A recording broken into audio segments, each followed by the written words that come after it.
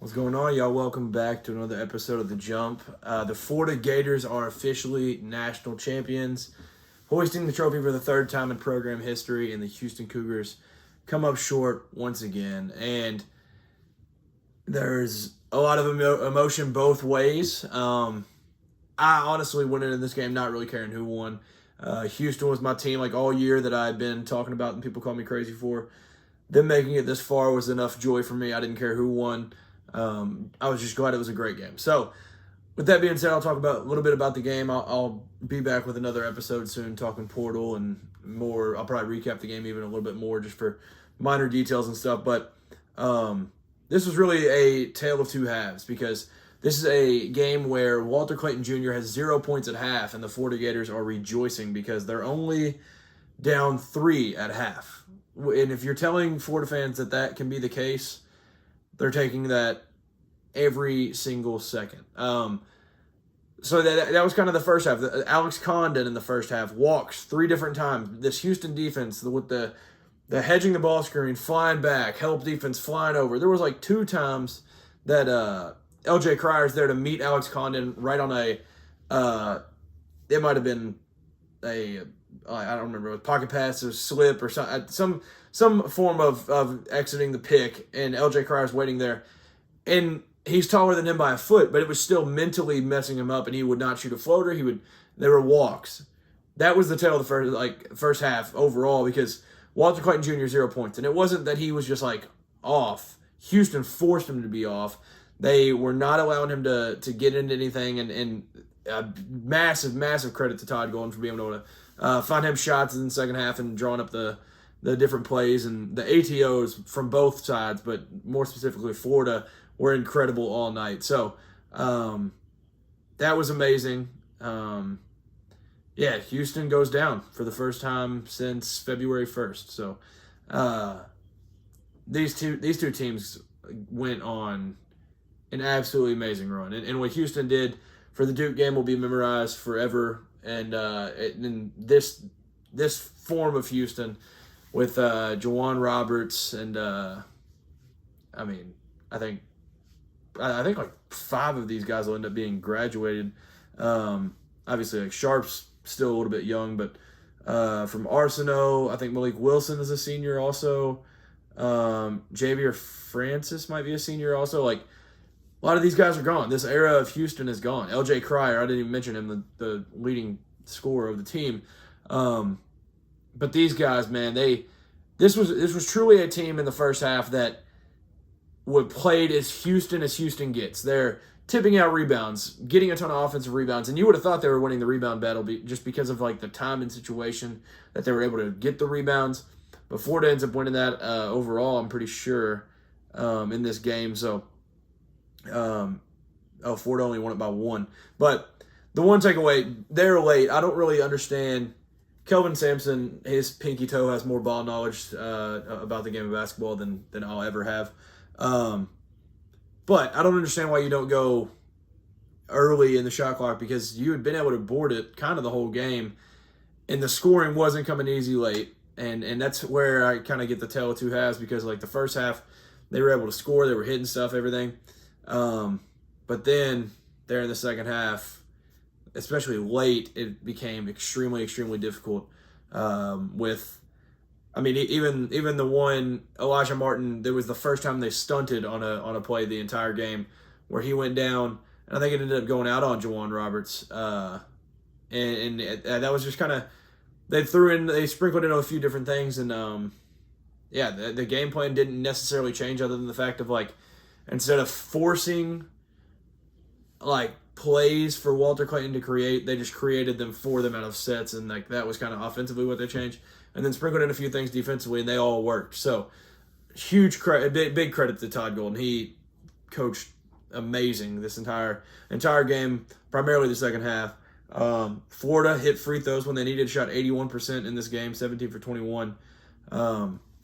This was so back to the first half. This was, like I said, Houston dictating everything.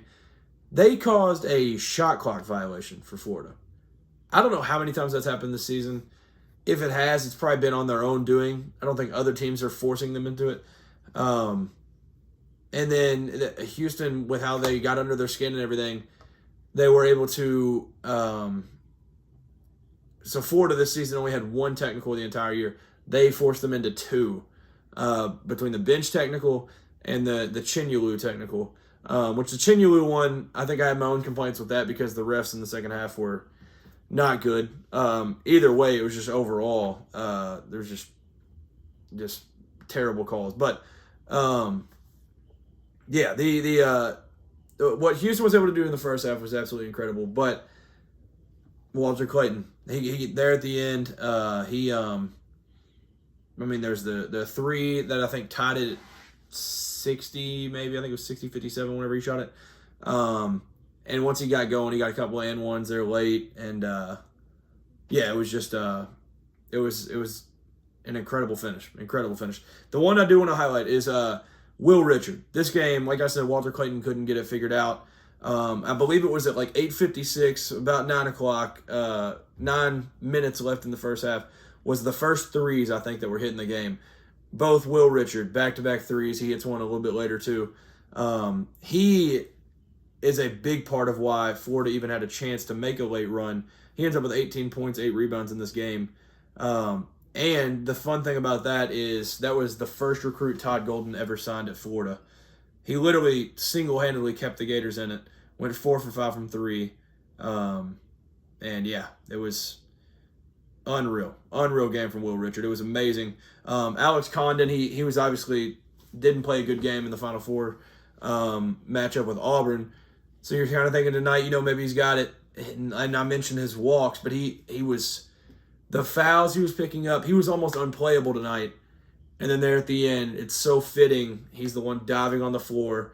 The Emmanuel Sharp. I don't even know what you call that. He just couldn't touch the ball again. Like, I don't know if that's considered. I just know it's a turnover. I've never even really looked into what that's called.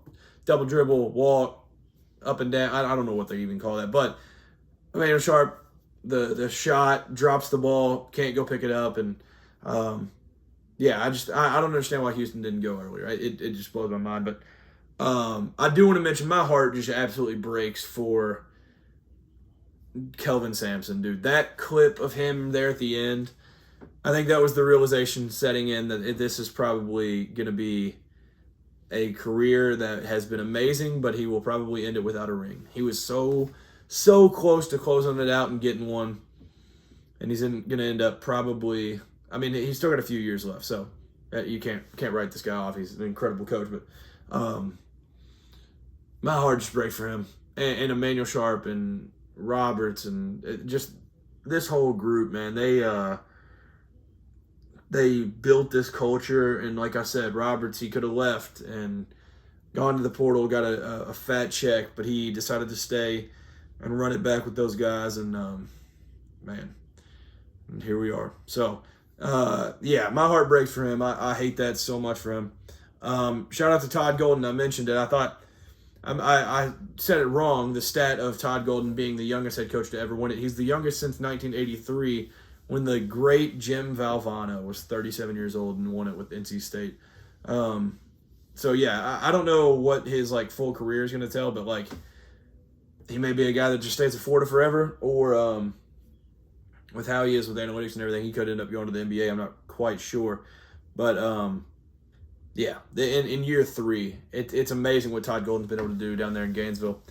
I do want to mention about the man that I had talked about and said, he was a little bit cold and couldn't get things figured out. Walter Clayton Jr., most outstanding player. He ends up winning that, and just an absolute champion against all odds. So, 0-star basketball recruit. He turned down SEC football offers to go play basketball.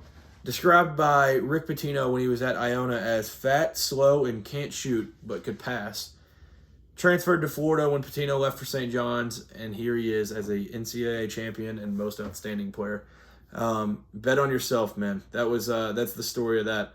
It's absolutely incredible. Yeah, Florida, man, national champions, dude. It's absolutely incredible. Once again, I think Thomas Houck played an amazing game and did the important things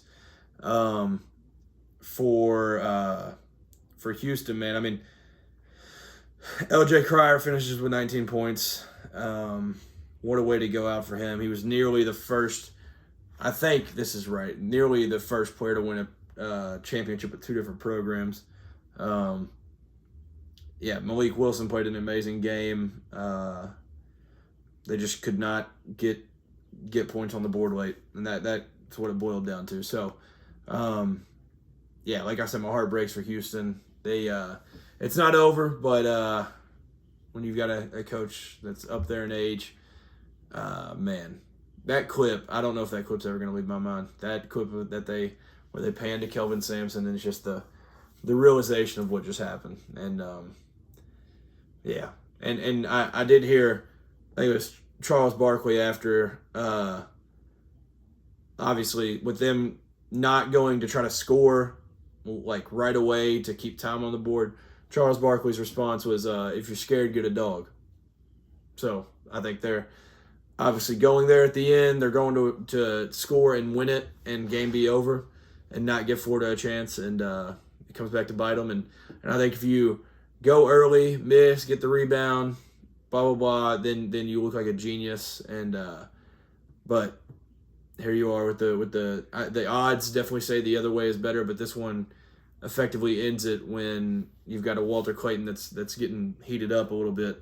I finished with 11, 7, and 5. And also with that, the 7 assists were incredible. It's like the entry passes that he was getting, the bigs running the floor early in the game, even though he wasn't scoring, he was creating. And so even without his scoring early in the game, it was incredible to see what he was able to do to impact the game. And what an incredible game, dude. Golly, man. This tournament, like I said, it had been talked about the whole time. Like, there's no madness. The NIL and transfer portal, it's all ruining it. Blah, blah, blah. These casual college basketball fans saying that March Madness is not what it used to be. And then we have a Final Four for the ages in a national championship game that ends up being a 2-point game. Florida goes 36-4 to end the year, and Houston is 35-5. What an incredible year. This, and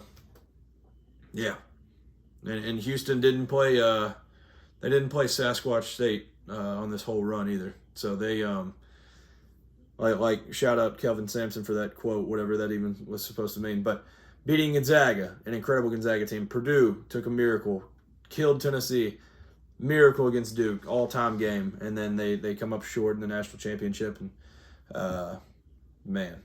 What an incredible tournament. I loved this tournament. I just finished watching, as I'm filming this, I just finished watching the One Shining Moment. Absolutely incredible. As always, Greg Gumbel used to be the one that loved that, so it was kind of sad to have it without him, but this is March, man. This the best postseason in sports has officially wrapped up, and as we go forward, like I said, I'll probably have another video where I talk more about it because there's going to be more thoughts just going through my brain about this game. But what an incredible game from both teams. The depth of both teams, like everybody really played well. I said Alex Condon was almost unplayable just because of what he was doing, and he still ends with 12-7 and did the right things at the right time. So really a great showing from both squads. And Aberdeen, big buckets late too. So, both teams, man, these coaching staffs have done incredible jobs. And a big shout out to the administration. I know John Calipari used to always say that coaches win games, administrations win championships. And so for Florida to allow Mike White to step away and take a Georgia job, and fill that with a San Francisco up-and-coming analytics nerd in a good way for Todd Golden, like doing that, taking that like gamble and paying him. And even when Kentucky, the job comes open and they're like, no, they're not taking him. Here's a bonus. They got to pay you $20 million, or they got to pay us like $20 million to get you out of here. They know what they have. And even though heartbreak last year, and both of these teams really heartbreak last year, Florida is a super, super, super hot team going into the SEC tournament. They make it all the way to the championship, and I believe it was Alex Condon that got hurt in the SEC championship that missed the first round last year. They go out first round, and it was kind of just like the highs straight to the low. and it was just a brutal way to end the season. And for Houston, for Jamal Shead to get hurt like that and them end up losing in a heartbreaking way where they legit had a team to win a national championship. Man, both these teams bouncing back from super big adversity last year, meeting in the national championship in San Antonio and duking it out, and it was an amazing game. Thank you, college basketball. Shout out to Cole Adams. Man, this was a game where I was standing up as a fan. Like, it was just one of those games, man. This was an absolute blast. Shout out to the Florida Gators, man. So I'll be back talking transfer portal, talking college football as we slowly get back into that too, like spring games coming up, blah, blah, blah. I'll be back soon. Thank you for tuning in. Thank you for following along for all of March Madness. I absolutely love it. One of my favorite things in the world. So thank you for following along if you've been tuning into the recaps and different videos I've been making. And yeah, thank you all so much. Thank you for tuning into this one. Hope you all enjoyed March. Go watch One Shining Moment 35 more times. And with that being said, I'm out of here. Peace.